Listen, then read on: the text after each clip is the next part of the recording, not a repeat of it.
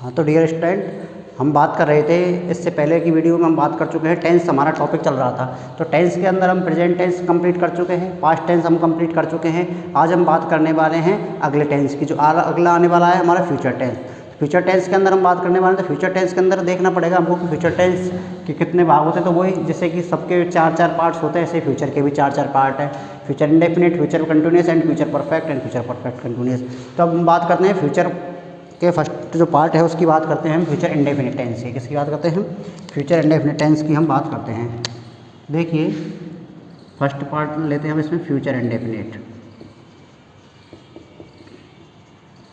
अब future indefinite की बात करते हैं हम, ठीक है। अब फ्यूचर इंडेफिनिट टेंस के अंदर आप देखिए, फ्यूचर इंडेफिनिट टेंस के अंदर हम क्या क्या पढ़ने वाले हैं।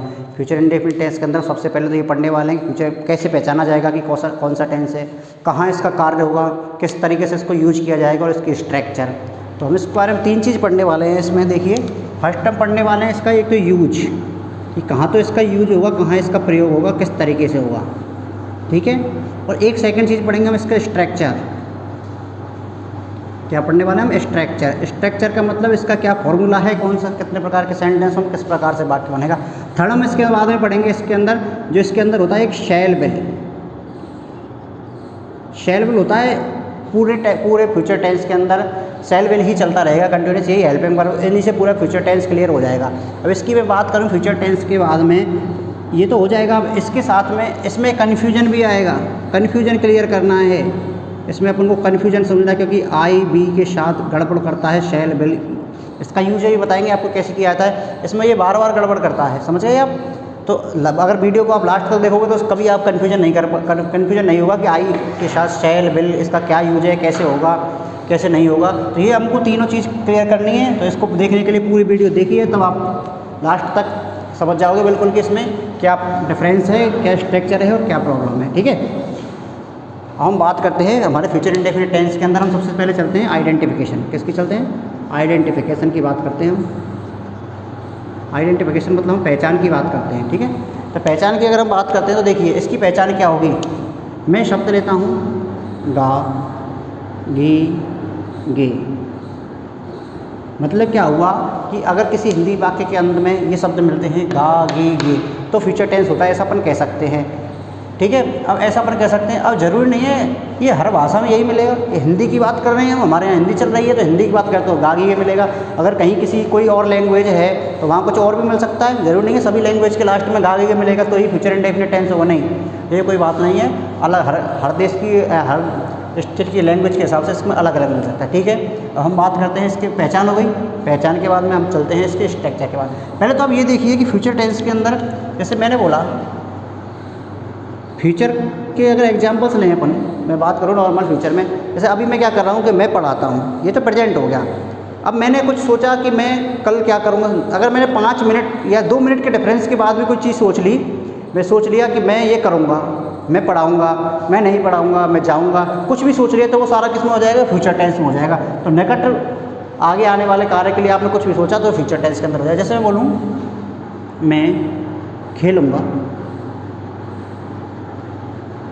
सोच रहा है कोई बालक मैं खेलूँगा, वह प्लान बना रहा है, तो सोच रहा है वह पढ़ेगा, वह पढ़ेगा, तो ये भी थिंकिंग चल रही है कि वह पढ़ेगा नहीं पढ़ेगा, कोई फिक्स नहीं है। तो ये क्या होगा, ये सब किसके अंदर है? देखो ये साउंड मिल गया, वह पढ़ेगा या पढ़ेगी, ये सब हमारा किसके अंदर हो जाता है? फ्यूचर के अंदर हो जाता है। अब इसके बाद में बात करते हैं इसकी हेल्पिंग वर्ब्स के बारे में। देखिए हेल्पिंग वर्ब का क्या खेल है। हम बात करते हैं इसकी हेल्पिंग वर्ब। हेल्पिंग वर्ब की अगर मैं बात करूँ तो देखिए हेल्पिंग वर्ब में क्या है, हेल्पिंग वर्ब आएंगी इसमें 2, एक तो आएगी शैल और एक आएगी अपनी विल। देखिए शैल और एक हमारी आएगी विल। शैल और विल का यूज देखिए। अब आप शैल विल के यूज की अगर हम बात करें तो आई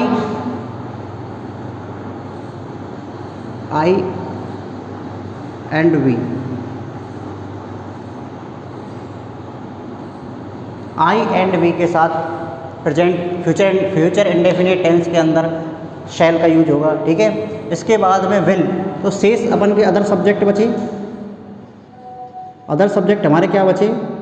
जो भी है हमारा, यू है, दे है, ही है, सी इट नेम और इसके अलावा भी कोई सब्जेक्ट है तो उन सब के साथ हमको किसका यूज करना है, विल का यूज करना है। ये हमारे मॉडल के अंदर आ जाएगा कि शैल का यूज तो आई के साथ होगा और शैल का यूज बी के साथ होगा। इसमें जो कन्फ्यूजन वाली कंडीशन है कि आई के साथ आपने विल भी देखा होगा, बी के साथ आपने विल भी देखा होगा, ये कन्फ्यूजन वाली जो कंडीशन है उसको हम लास्ट में वीडियो के में देखते हैं, ठीक है। तो आप सबसे पहले ये हो गई नॉर्मल हमारी शैल और विल। अब मैं बात करूँ मेन वर्ब की, तो मेन वर्ब की जो है इसमें हमेशा आएगी फर्स्ट फॉर्म। मेन वर्ब की कौन सी फॉर्म आएगी, फर्स्ट फॉर्म आएगी मेन वर्ब की। तो मेन वर्ब की हमारी कौन सी फॉर्म आ गई इसमें, मेन वर्ब की आ गई हमारी फर्स्ट फॉर्म का यूज करना है। अब इसके बाद चलते हैं हम हमारे स्ट्रक्चर पर। स्ट्रक्चर में हम 4 प्रकार के टेंस पढ़ने हैं हमको। तो अब दूसरा जो हम पढ़े थे स्ट्रक्चर, स्ट्रक्चर की 4 प्रकार के हमको सेंटेंस पढ़ने इसके अंदर। तो हमारा होता है सबसे पहले अफर्मेटिव, अफर्मेटिव जिसको पॉजिटिव भी बोलते हैं और इसको सिंपल सेंटेंस ही बोलते हैं, ठीक है। तो इसके बाद करने हमको अफर्मेटिव सेंटेंस पॉजिटिव भी। इसका लिखना है हमको फॉर्मूला, इसका लिखना है हमको फॉर्मूला की फॉर्मूला क्या होता है। तो फॉर्मूला देखिए, फॉर्मूला की अगर मैं बात करूँ तो सब्जेक्ट, कोई भी टेंस कोई भी सेंटेंस हो उसका अफर्मेटिव सेंटेंस का फॉर्मूला यही है, subject plus main verb, subject plus helping verb plus main verb plus object plus etc, ठीक है। तो हम जमाते हैं, हमारे पास हेल्पिंग वर्ब है ही है, हमारे पास मेन वर्ब है ही। तो सब्जेक्ट के बाद में हेल्पिंग वर्ब का हमारा वर्क काम है, तो क्या हुआ, वेल या सेल में से कोई एक आएगी plus subject plus will sell, M B की फर्स्ट अभी आपको बताइए, M B first form plus object plus etc, ये हमारा क्या हो गया, अफर्मेटिव सेंटेंस का फॉर्मूला हो गया। वेरी इजी है। अब हम बात करते हैं सेंटेंस की। एक सेंटेंस लेते हैं, जैसे मैं सेंटेंस की बात करूं, एक सेंटेंस लूँ मैं, देखिए एक सेंटेंस लेता हूं मैं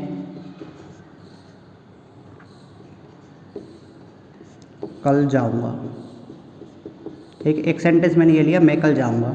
और लेता हूँ मैं एक सेंटेंस, वह मेरी मदद करेगा या फिर वह मेरी सहायता करेगा। तो ये हमारे 2 सेंटेंस हैं, ठीक है। वह मेरी मदद करेगा, वह मेरी सहायता करेगा, ये सेंटेंस। इसके अंदर मैं बात करूं तो आप देखिए अफर्मेटिव सेंटेंस है, तो हमारी पहचान हमारी ये हो गई। इसके साथ में देखिए क्या लगाना, आई और बी, इसमें मैं यूज करता हूं, देखिए मैं, इसके लिए हमारा सब्जेक्ट हो जाएगा आई। उसके बाद में हमारा क्या करना है, हेल्पिंग वर्ब का यूज़ करना है। तो ये बताया है कि आई के साथ में, आई और बी के साथ में सिर्फ शैल लगेगा और शेष जो बचा खुचा है उस सब के साथ हमको विल टोकना है। तो देखिए आई के साथ क्या हो जाएगा हमारा, आई शैल, आई शैल। अब शैल हो गया। अब कहा क्या करो, मेन वर्ब का काम है, तो मेन वर्ब की फर्स्ट आई शैल गो। अब देखिए इसमें एक चीज़ और आ गई है, टाइम आ गया। तो कल के लिए हम जानते हैं क्या होगा, टुमारो। इसका मतलब देखिए इसमें कुछ वर्ड्स भी अपन बोल सकते हैं कि फ्यूचर टेंस की क्या निशानी हो सकती है। जैसे मैं कुछ वर्ड की बात करूं, ऐसे ही बोल सकता हूं ना, जैसे कि देखिए आप, मैंने बोला इसके अंदर टुमारो, आने वाला कल, मैंने बोला नेक्स्ट वीक, मैंने बोला next day, next minute, next month, next year. तो ये सारे किस में आ जाएंगे, हमारे फ्यूचर टेंस के वर्ड है। इनको देख के आप समझ सकते हैं कि फ्यूचर टेंस है, ठीक है। अब वह मेरी मदद करेगा, आई शैल गो टू टुमारो, ये तो इसका हो गया, वह मेरी मदद करेगा। देखिए ही, अब ही के साथ क्या आना है हमारा, विल, क्योंकि शेष आई और बी को छोड़कर शेष सभी के साथ हमको विल लगाना है। ही विल, मदद करने के लिए हेल्प, फर्स्ट फॉर्म हो गई। अब मेरी ऑब्जेक्ट हो गया, तो ऑब्जेक्ट के लिए आई का ऑब्जेक्टिव केस क्या होगा, मी, तो वह मेरी सहायता, वह मेरी मदद करेगा, ही विल हेल्प मी, ये हो गया हमारा अफर्मेटिव सेंटेंस। इसके बाद में हम बात करेंगे नेगेटिव सेंटेंस की। तो अगर मैं अब नेगेटिव सेंटेंस की हम बात करें तो देखिए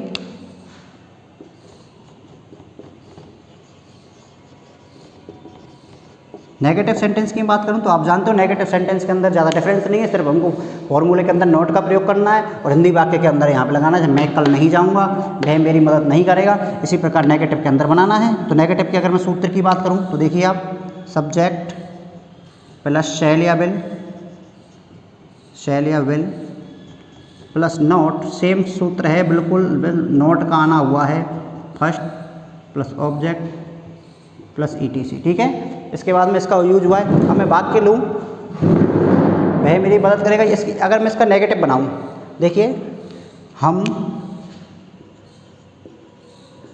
साथ नहीं बैठेंगे, ये कैसा सेंटेंस हुआ, कुछ मित्र थे, कुछ फ्रेंड थे, वो साथ में बैठते थे, सभी जगह साथ में रहते थे, तो अब उन्होंने कुछ अनबन हो गई किसी बात पर, तो हम कह सकते हैं उन्होंने कहा कि हम साथ में आज से नहीं बैठेंगे, हम आज के बाद साथ में नहीं बैठेंगे। उन्होंने सोच लिया कि हमको इसके बाद नहीं था, तो फ्यूचर टेंस हो गया, नेगेटिव हो गया। तो देखिए सबसे पहले तो हमारा क्या होगा, वी। बी किस लिए आया, हम, तो हम का नाउन, हम का प्रोनाउन क्या हो गया, बी। अब बी के साथ किसका यूज़ करना है, हेल्पिंग वर्ब का। तो हेल्पिंग वर्ब की अगर मैं बात करूँ तो क्या हो जाएगा हमारा, हेल्पिंग वर्ब की अगर मैं बात करूँ तो आई और शैल विल में चलाना है, तो बी। अब देखिए हम साथ नहीं बैठेंगे, बी। अब देखो शैल, नॉट, मेन वर्ब लगानी है set, be shall not set. अब विद मत लगाना इसमें, कहीं लगा दो साथ के लिए सर विद का उपयोग किया जाता है, तो विद का उपयोग क्या नहीं होगा, be shall not set together, together यानी साथ साथ में, be shall not set together, हम साथ में नहीं बैठेंगे। ये हमारा हो जाता है नेगेटिव सेंटेंस। इसके बाद में हम बात करते हैं हम इंट्रोगेटिव सेंटेंस, और बात कर लेंगे हम लास्ट में एक दो इनके। अभी बात कर लेते हैं हम इंट्रोगेटिव के स्ट्रक्चर की बात कर लेते हैं।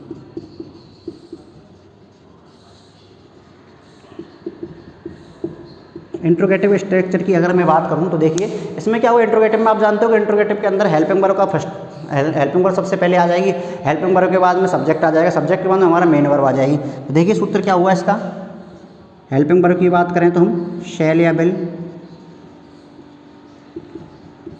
Plus subject plus main verb की first form plus object plus etc, और लास्ट में लग जाएगा इंट्रोगेटिव मार्क।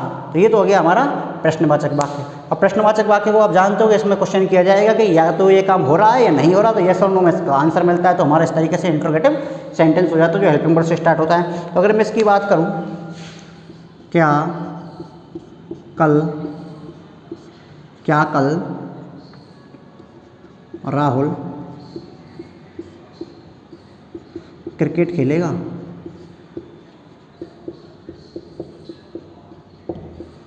क्या कल राहुल क्रिकेट खेलेगा। अगर इसकी बात करें अपने सेंटेंस को बनाएं तो देखिए इंट्रोगेटिव सेंटेंस हो गया, क्या खेलेगा कल क्रिकेट, तो लास्ट में इंट्रोगेटिव मार्क की, ये सबसे बड़ी पहचान है हमारी। तो देखिए क्या, तो राहुल सब्जेक्ट हो गया इसमें, तो राहुल को मैं यहाँ लगा देता हूँ, राहुल। अब राहुल के अकॉर्डिंग शैल आना है, विल आना है, क्या आना है ये हमको देखना पड़ेगा। तो राहुल क्या हो गया, नेम हो गया, नेम के साथ क्या लगाना है हमको, विल, तो विल राहुल। फर्स्ट फॉर्म क्या है हमारी, प्ले। ऑब्जेक्ट क्या है हमारा, क्रिकेट। कब की बात हो रही है, कल की, तो कल के लिए क्या आ जाएगा हमारा, टुमारो। तो will Rahul play cricket, tomorrow कल राहुल क्रिकेट खेलेगा। ये हो गया हमारा कौन सा टेंस, हमारा हो गया नेगेटिव इंट्रोगेटिव सेंटेंस। अब इसके बाद में लास्ट बचता है हमारा इंट्रोगेटिव नेगेटिव सेंटेंस। इसकी बात करते हैं हम, देखिए इंट्रोगेटिव नेगेटिव का फॉर्मूला देखिए, इंट्रोगेटिव नेगेटिव की हम बात करते हैं। इसका अगर मैं फॉर्मूला लिखता हूँ तो सेम सेंटेंस है, इसके अंदर नोट आना है बस। देखिए सब्जेक्ट शैल या will plus subject plus not plus main verb की first form plus object plus etc. ये हो गया हमारा interrogative negative sentence. Interrogative sentence के अंदर लगू में जैसे बोले अपन कि क्या कल बरसात होगी, क्या कल लाइट नहीं जाएगी, क्या कल बिजली नहीं जाएगी, तो इसको वाक्य लेते हैं हम, जैसे एग्जाम्पल लेते हैं एक, क्या कल मैच छोड़िए, क्या कल बरसात नहीं होगी। ठीक है, इंट्रोगेटिव नेगेटिव सेंटेंस हो गया। इसमें देखिए, इसमें हम बात करते हैं क्या कल बरसात नहीं होगी। तो देखिए बरसात के लिए मैंने बताया था आपको कि बरसात वाले सेंटेंस में हमें सब्जेक्ट क्या लेना होता है, हमें सब्जेक्ट इट लेना होता है। इसकी बात करें हम, इट लेना होता है, तो इट हमारा सब्जेक्ट हो जाएगा इसमें, इट। अब इट हमारा हो गया कौन सा, अदर सब्जेक्ट के अंदर आ गया, आई बी को छोड़कर आ गया, तो इट के साथ हमको क्या लगाना है, विल, इट। अब बरसात ये हो गई विल इट। अब सबके बाद में सब्जेक्ट हो गया, ये तो हेल्पिंग वर्ब हो गई, सब्जेक्ट हो गया, क्या लगाना है, नॉट। अब मेन वर्ब की बात करूँ तो मेन वर्ब के लिए क्या आएगा हमारा, rain, it will rain, it will it not rain. कब की बात कर रहा है वो, कल की, तो टुमारो। ठीक है, ये हो गया हमारा इंट्रोगेटिव नेगेटिव सेंटेंस। तो ये हमारा फ्यूचर इंडेफिनेट के अंदर हमारी स्ट्रक्चर हो गई। अब स्ट्रक्चर के बाद में हम बात करते हैं, इसके एक दो एग्जांपल्स और बनाएंगे हम, लेकिन एग्जांपल और भी और एक्सरसाइज करते हैं हम। देखिए 1 मिनट, देखिए अब हम इससे आगे चलते हैं, कुछ एक दो एग्जांपल्स की बात और करेंगे हम।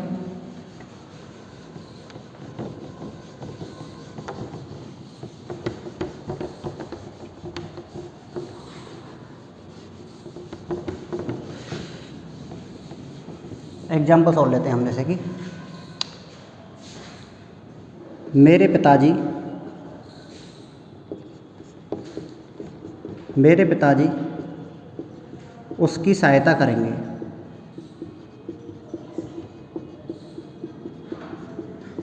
मेरे पिताजी उसकी सहायता करेंगे, ये हमारा सेंटेंस हुआ।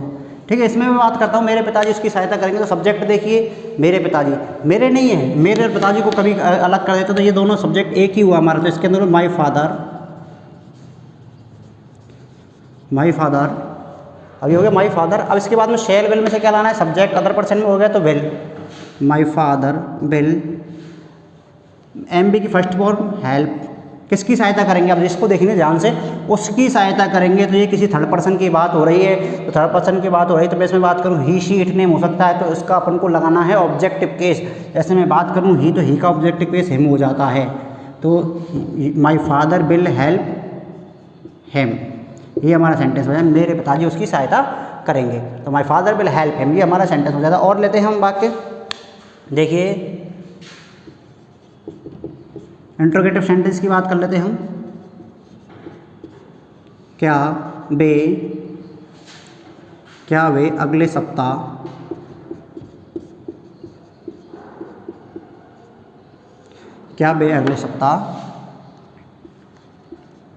अंग्रेजी पढ़ाएंगे?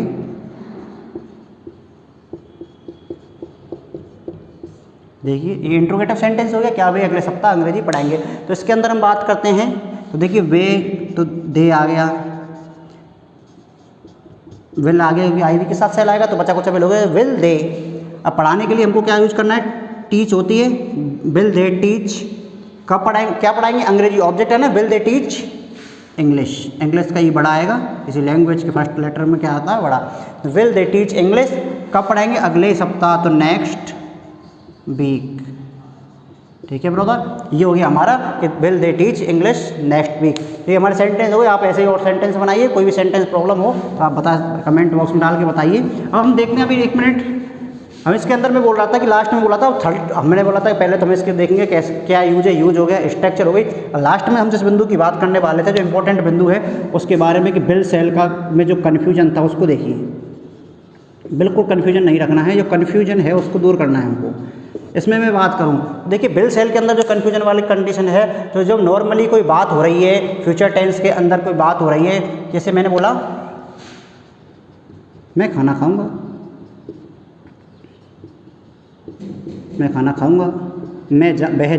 मैं जाऊंगा, ये सेंटेंस हो गए मानो।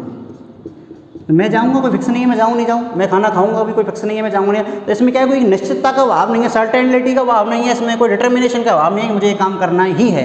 तो इसमें जब ऐसे भाव निकले, अपन ऐसा कह सकते हैं, ऐसा कोई निकले, तो उसके अंदर हम किसके यूज करते हैं, बिल एंड शैल का। और वहाँ पे क्या आता है, आई और बी के साथ हमको क्या लगाना होता है, शैल लगाना होता है। ये तो नॉर्मल कंडीशन हो गई जो हमने फ्यूचर इंडेफिनेट के हमने पढ़ी है।